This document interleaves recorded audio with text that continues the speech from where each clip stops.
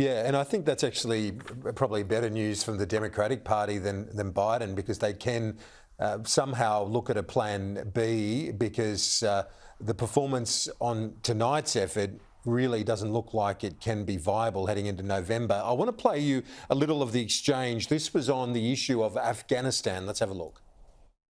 When he was president, they were still killing people in Afghanistan. He didn't do anything about that. When he was president, we were still finding ourselves in a position where you had a notion that we were this safe country.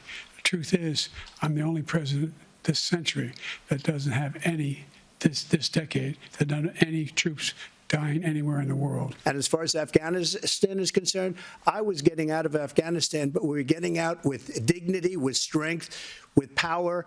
He got out. It was the most embarrassing day in the history of our country's life. So there you've got the good contrast of the style, Jared. There might be many commentators and Democratic commentators and operatives who will be saying that Donald Trump told many mistruths, but he was coherent, he was able to cut through, and the contrast was very stark.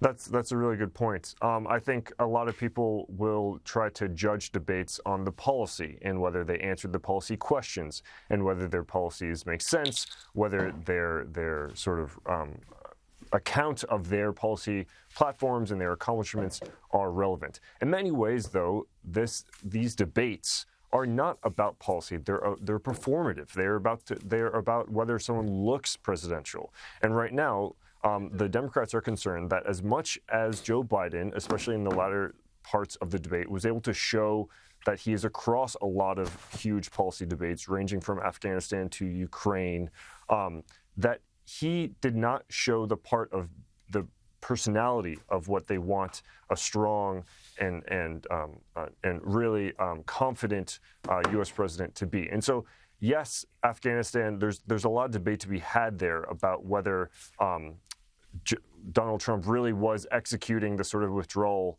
that Joe Biden ended up doing, or any withdrawal at all. And if anything, you saw that Donald Trump kicked the can down the road a number of times. And then Joe Biden, because of who he is and what he'd been saying since the Obama administration, only executed what Trump had started.